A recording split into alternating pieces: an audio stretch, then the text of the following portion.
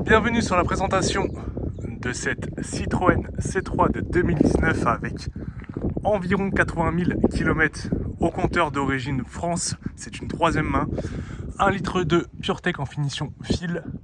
Donc voilà, là je vous présente un petit peu l'extérieur du véhicule, puis on passera à l'intérieur en vous présentant les différentes options.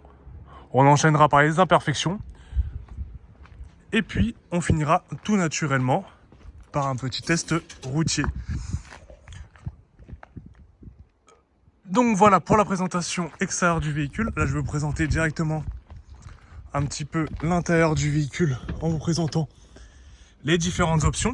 Bon, sur ce modèle vous avez uniquement les deux vitres électriques à l'avant. À l'arrière il faudra un petit peu mouliner un petit peu, donc ça vous fera les biceps. Je vais m'installer directement au bord, à bord du véhicule. On retrouve le volant multifonction de chez Citroën avec la commande des feux juste ici, le commodo pour les essuie-glaces juste là. Vous avez le petit commodo pour le régulateur de vitesse présent juste ici. Hop, le petit avertisseur, je vais y arriver, de franchissement de ligne juste ici dans le maintien de la voie. Et puis la commande des rétroviseurs qui se situe juste ici. Vous avez le CarPlay est filaire sur ce modèle avec le dégivrage du pare-brise et de la lunette arrière. La centralisation des portes se trouve juste ici. On retrouve la boîte 5 manuelle présente juste ici et le frein de parking est manuel et présent juste là par défaut. Au niveau des imperfections intérieures, très honnêtement, la voiture est très propre, que ça soit au niveau des sièges. Honnêtement, au niveau des sièges, même pas, je crois que c'est long, mais je crois qu'il y a une légère petite tache ici, mais franchement, on voit quasiment rien. C'est vraiment pour être pointilleux, parce que franchement, les sièges en tissu sont vraiment en très bon état. Pareil pour le siège passager. Donc à part des petites saletés, mais bon, c'est vraiment rien de méchant. Hop, à l'arrière, c'est encore mieux. J'ai rien à dire. Franchement, les sièges en tissu, j'ai vraiment rien à dire. Pas une seule déchirure, pas un seul trou, pas des auréoles bizarres au niveau des tapis. Rien à dire, peut-être. Voilà. Le seul gros défaut intérieur du véhicule, ça va être ça au niveau du plastique. Sinon, que ça soit au niveau des portières, j'ai pas grand chose à dire, à part que voilà, il y a un petit peu de saleté en bas de la portière. Pareil sur le côté conducteur, un petit peu de saleté, mais sinon, très honnêtement, j'ai pas grand chose à dire en termes de défauts, en tout cas intérieur du véhicule. Là, je vais enchaîner par les petits défauts extérieur. Donc là je pense que c'est une petite saleté qui s'est logée au niveau du capot. Donc il y a beaucoup de saleté sur la face avant, beaucoup de moustiques qui se sont écrasés. Là on retrouve les enjoliveurs, vous les avez en photo de toutes les manières. Les enjoliveurs c'est remplaçable si vous voulez remplacer, c'est pas le prix d'une jante. Donc là vous avez quelques rayures superficielle, je vais y arriver, c'est un peu dur en cette soirée, mais très honnêtement, dès qu'on se recule un peu, on voit plus rien. Là, au niveau de la trappe à essence, juste à côté de la trappe à essence, vous avez deux POC, donc un ici qui est quand même voilà, notifié parce qu'il est quand même bien présent, et un autre petit POC juste ici. Au niveau du coffre, donc là ça a été légèrement frotté. Bon, je sais pas si c'est vraiment un frottement dû à autre chose, parce que le plastique aurait été frotté aussi. Bon, je sais pas si le plastique a été remplacé ou pas, mais en tout cas, ça a été frotté juste ici. Là, au niveau du coffre, quelques petites imperfections juste là. Là, vous avez une légère griffe. Au niveau du toit, pas grand chose à signaler, en tout cas moi je vois pas de POC, ça n'a pas été grêlé. Au niveau du châssis non plus, rien d'anormal en tout cas. Et je pense au niveau des imperfections, les coques, j'ai pas grand chose à dire à part des micro rayures.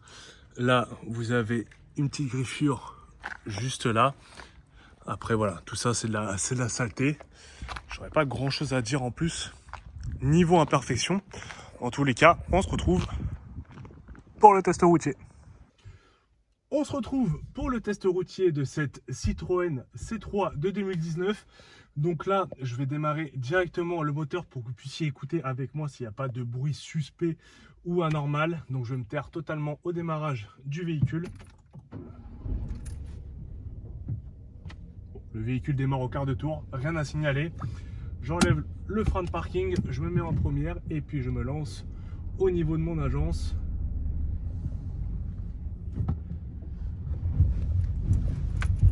Donc voilà, le test routier comme pour habitude a pour but d'un petit peu tester au niveau du parallélisme, au niveau de la géométrie, au niveau des suspensions, au niveau du freinage, au niveau du châssis. Je me répète maintes et maintes fois, mais voilà, vraiment ce test routier est très complet pour tester tout ça, pour pas qu'il y ait des surprises à la clé.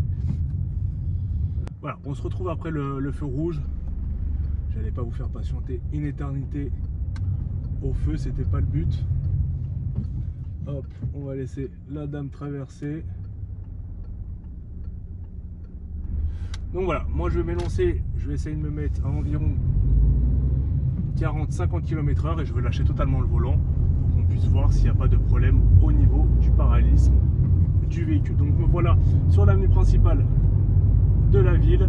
Là je vais me centrer au niveau de la route et puis je vais lâcher totalement le volant. Hop, voilà qui est fait.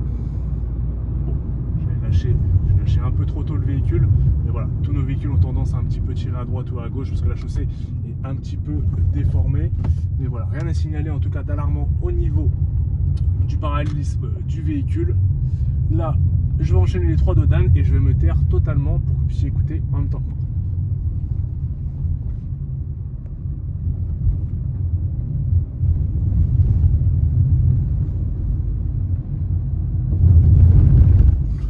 J'ai passé à 30 km/h les 3 dodanes. Moi j'ai pas entendu de bruit suspect, c'est très confortable, franchement rien à signaler. Là je vais prendre un petit peu de vitesse et on va effectuer un freinage un peu d'urgence pour que vous puissiez écouter s'il n'y a pas de problème au niveau des freins ou au niveau du bruit surtout. Bon, je m'attendais même pas à ça, j'ai même pas mis pied au plancher pour freiner. J'étais vraiment à la moitié de la pédale pardon. Ma langue fourche en cette soirée et très honnêtement le véhicule a vraiment du mordant.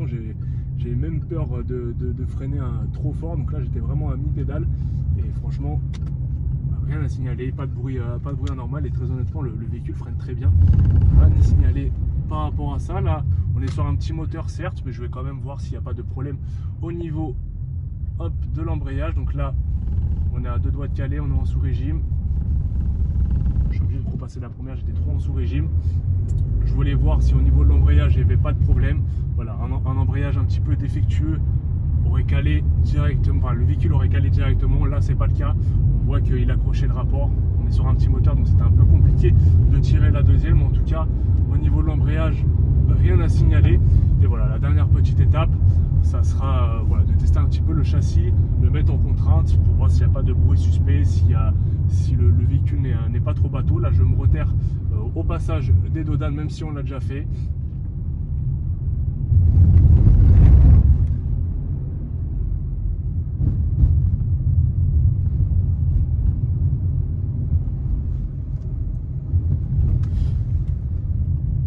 Toujours rien à signaler au niveau du repoint. Je vais prendre un petit peu de vitesse et je vais mettre en contrainte. Hop, le châssis.